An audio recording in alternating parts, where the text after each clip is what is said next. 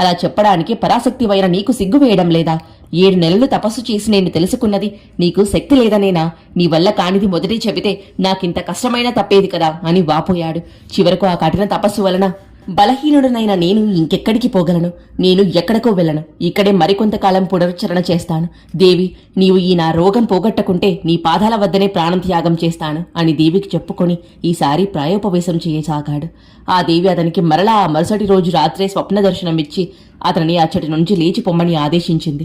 దానికి తోడు అచ్చటి పూజారికి కూడా ఆమె దర్శనమిచ్చి నందిశర్మను అక్కడి నుండి వెళ్లగొట్టమని ఆజ్ఞాపించింది.